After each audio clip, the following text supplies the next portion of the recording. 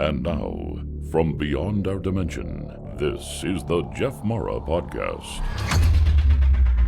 Here's Jeff. My guest is Dale Croteau, who had a near-death experience due to a heart attack.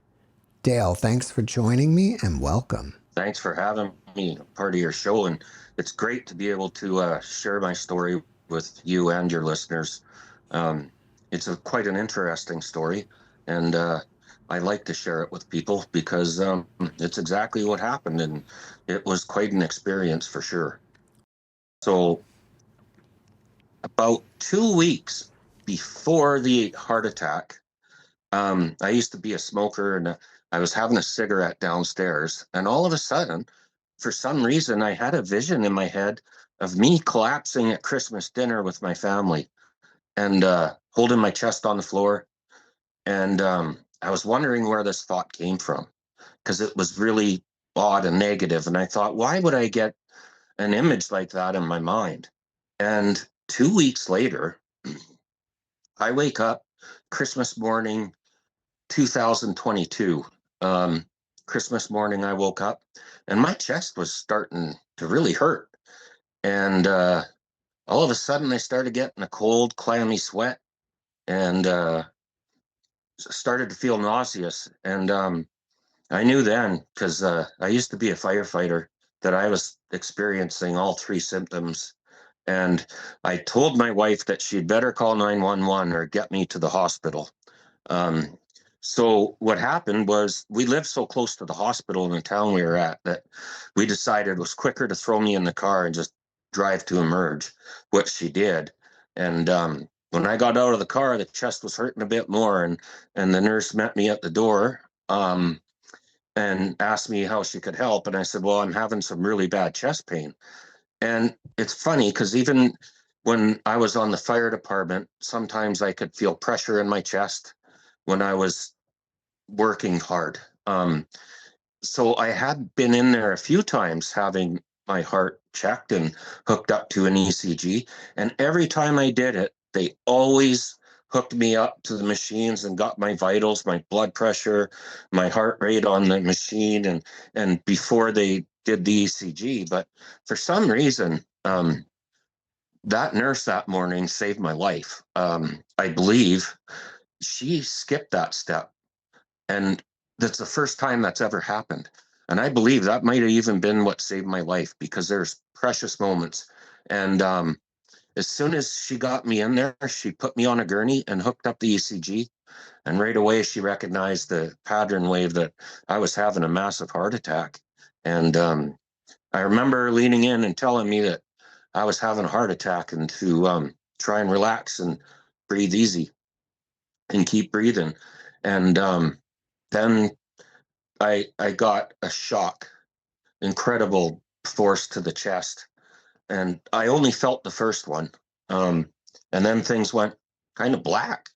And I was mesmerized because I was still thinking, where am I? Why is it all black? And why am I so comfortable? Like I felt no weight, no gravity, no emotion. And I was just thinking, this is really different. I'm blind in one eye in my body. And all of a sudden, I was seeing better than I've ever seen on Earth in my 50 years. Like I knew things were different. And that was telling me something. So I realized that I could see all around me at the same time.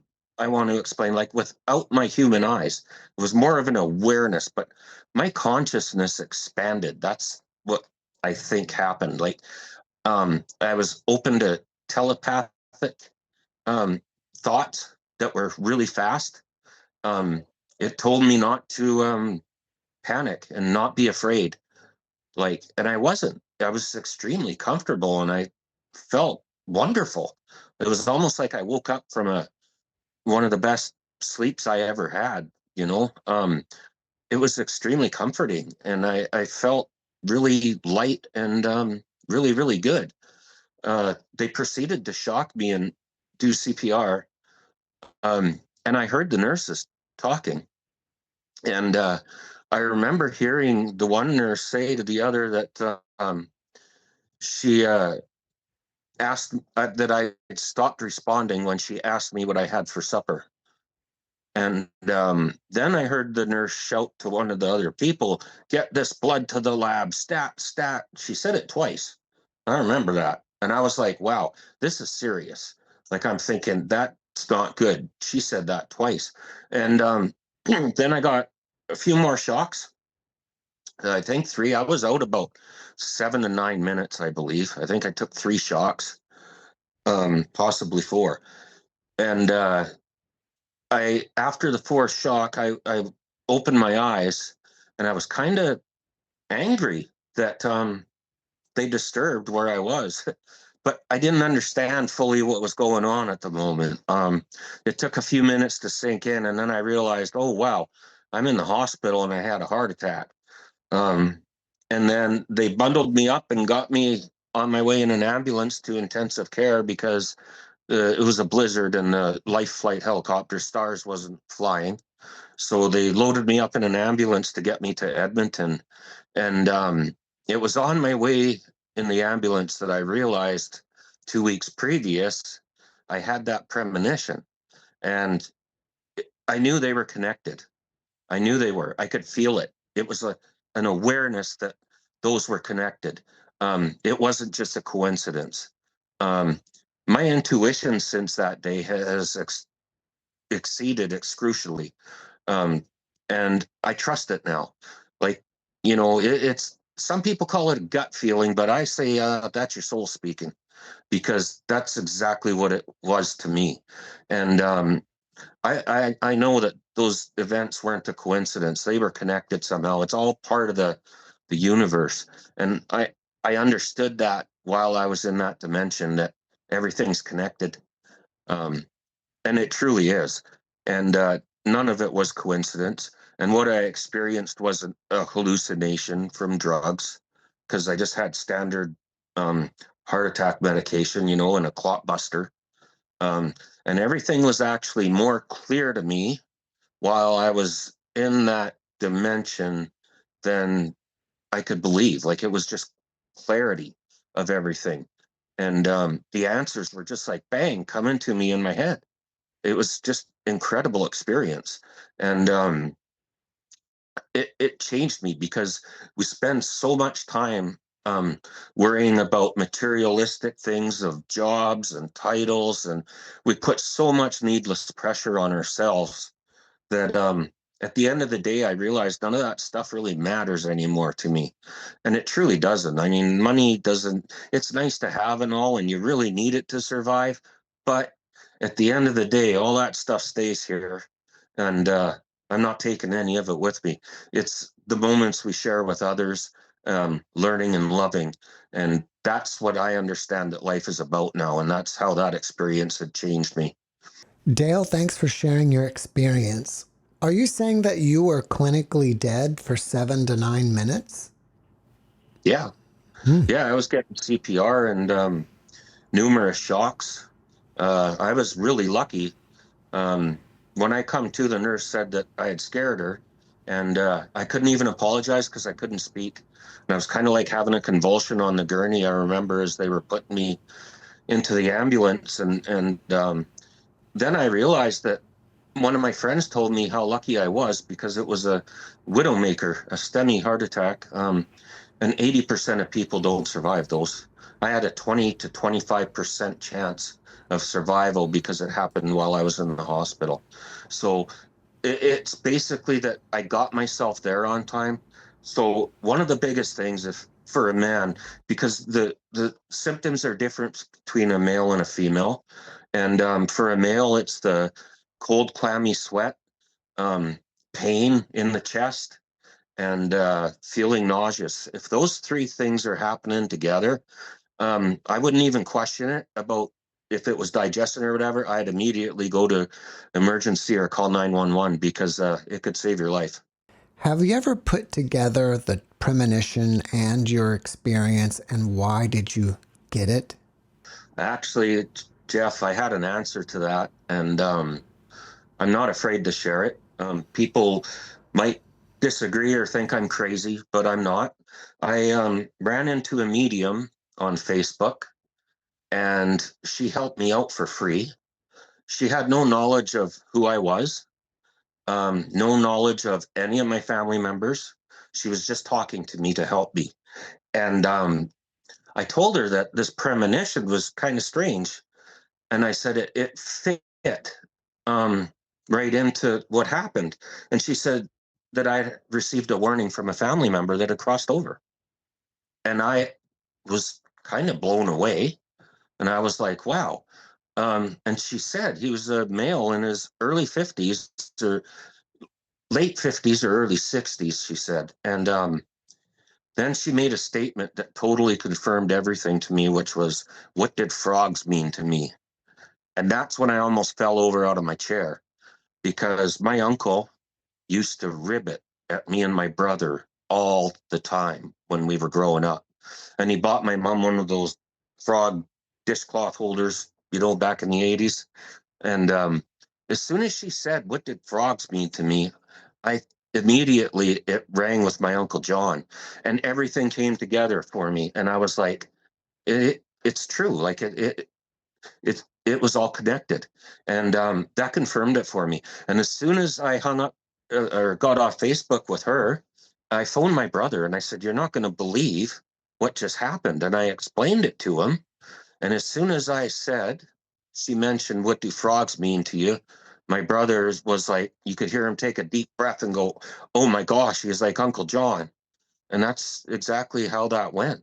And this lady, she had no knowledge of any of it. Just blew me away that she was able to tick that off and be so precise about it. But certainly that statement confirmed everything for me. So I believe it's all connected and all 100% true.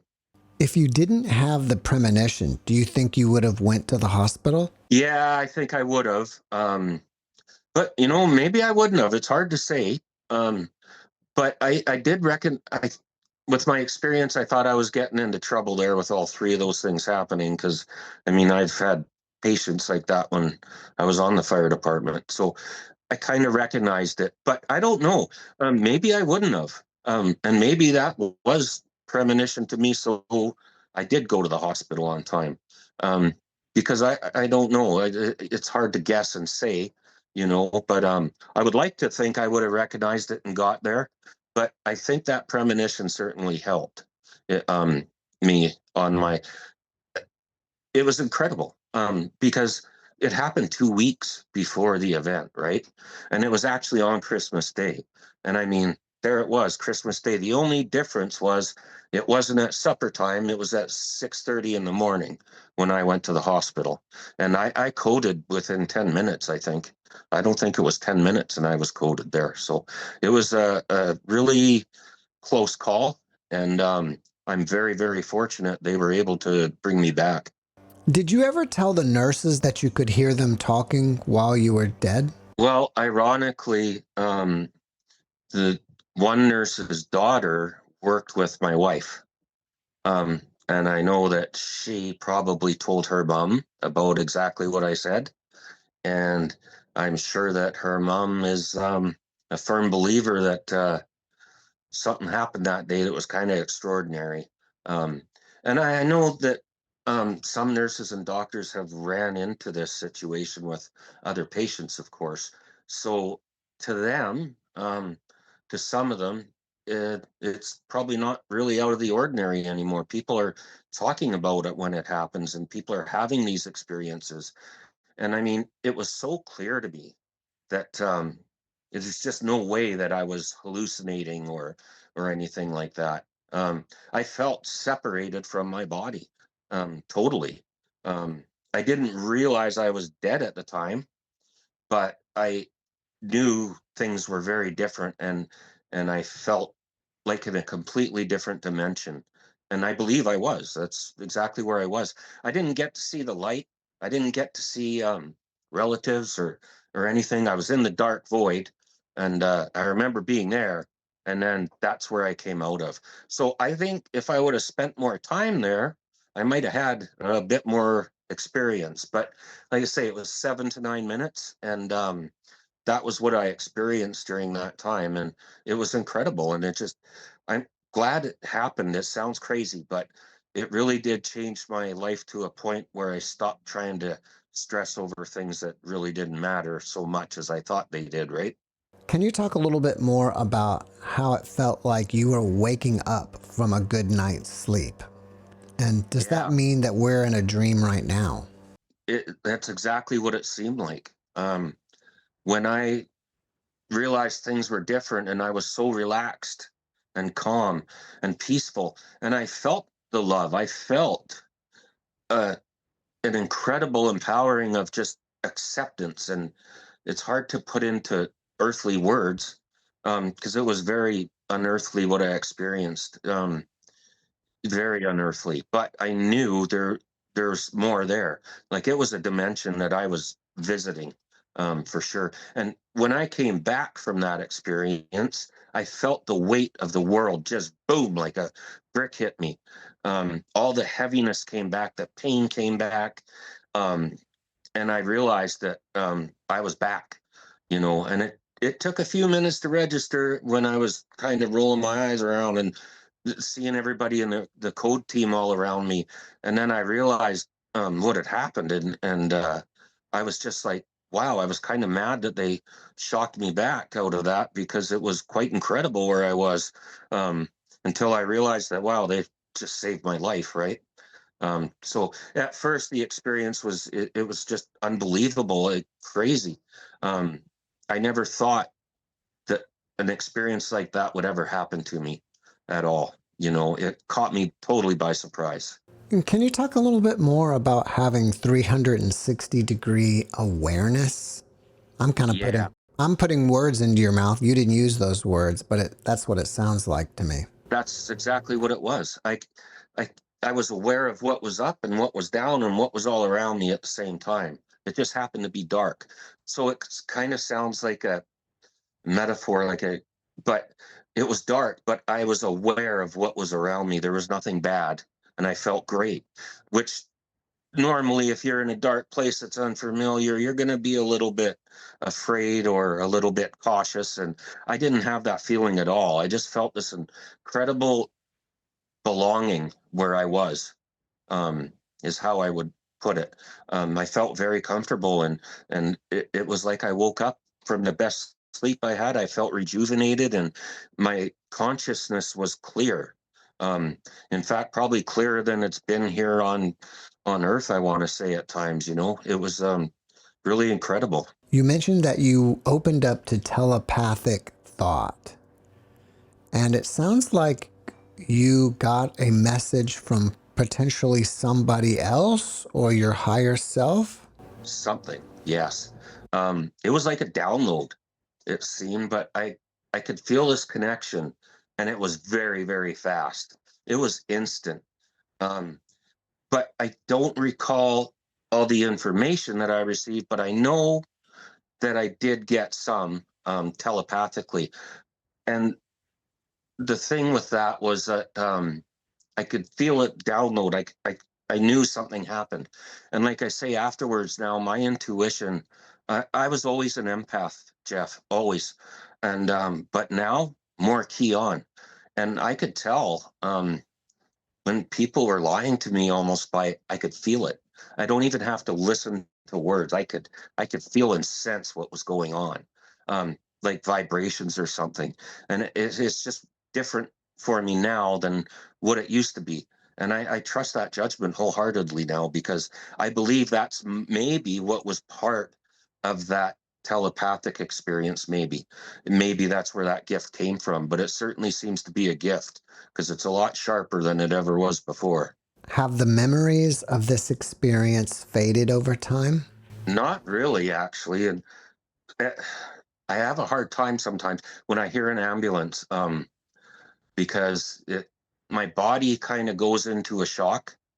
But I try and tell myself that I'm okay and somebody's having a worse day than I am, right? It's not for me. I try to calm myself, but there's been times where I hear ambulances that my body has kind of went into an anxiety mode a bit. it's getting better, I think. And with the acceptance of what happened and realizing everything, that it was all connected and it was all part of the universe that I was supposed to experience. And that's exactly what I believe, and that won't change. I just hope I can get rid of that PTSD part sometimes with the ambulance, but it doesn't happen all the time, but it has happened a couple times, yes. Do you fear death? No, not anymore. Not at all. I don't see it as death. I think science has it wrong. Um, I think it's a new beginning and a new dimension without the human body, and your consciousness expands, um, and your senses are more acute than what they were, because the human body has limits. There's frequency limits, there's sight limits to what we see, what we hear. And I believe those limits are removed when our consciousness expands, because everything was clearer, sharper, and I believe better. If you had a friend that was suffering over the loss of a loved one, what type of advice would you give? I would tell them that, from my experience, death is not what science thinks it is. And many people, we've been lied to for years and years and years. And it's a hard thing for science to crack this, because it's such an unearthly experience. And one truly, I think, has to experience it to understand it. Now, at the end of the day, everybody's going to experience it one day, right? But for those of us that have, we can provide comfort to those people that need to know that their loved ones are okay on the other side. That you could still talk to them and still think of them. They'll get the message. I 100% believe that. It's just telepathic and a different vibration frequency than what the body was. And some people are more attuned to that than others, certainly. I mean, if you don't believe in that, then you're not going to be open to it, I don't think either, right? But if you're open to it, I believe you can contact with these people and let them know that you miss them and that they're okay. And these people don't, our loved ones don't want to see us suffering in grief. They want us to be happy. They want us to enjoy what time we have left here, because they have left. They don't want to see you hurting and grieving your whole life away. It's important that we grieve and then we move on, and we got to try and honor them by being happy and giving them that happiness that they want to see, right? That's the best way I would describe it, Jeff. After your experience, did you notice that you had any other abilities that could be considered psychic? Not so much, no. I just believe my intuition became a whole lot stronger, and I could tell when things weren't right just by listening to somebody. It wasn't their words, it's a feeling of, you can feel the vibration, you can feel and sense something's not right or wrong, and that's how it worked for me. And that certainly changed and got way more in tune. And I think it was because of that experience. But yeah, it's certainly, I don't know of anything else yet, but something could suffice later. I don't know. I wouldn't rule that out, because I never thought in a million years that my intuition would become that strong and noticeable difference after an experience like that. But it certainly did. After watching this podcast, people may want to reach out to you and ask you questions. Are you open to that? And if so, how can they contact you? Yeah, absolutely. My email is Dale Croteau, my last name, but it's spelt different. It's DALE and then CROWTOE @gmail.com. And I'd be more than willing to talk to anybody that requested it, for sure. Before we finish up, can you leave us with a last positive message? Yeah, I would say try not to stress. Stress really can affect the body in negative ways. And since I've lightened my stress load, things have been a lot better.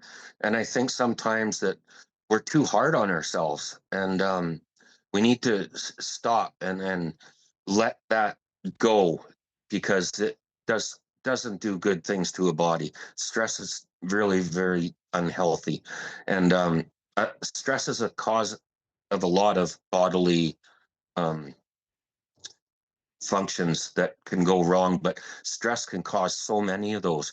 And since I've tried to change how I react to situations and be less stressed, I've had a pretty good improvement in my own health. So I believe that, it's important to not be stressed out all the time and stressing over jobs and titles, and relax and just enjoy the moment. Watch the birds sing, watch the clouds go by, and appreciate those moments, because now those are big things to me. They never used to be so big, but now those are actually big moments when I sit by a lake and listen to the birds even chirping, right? Dale, thank you for your message, and thank you for being my guest. Thank you for having me on your show, Jeff. I appreciate it.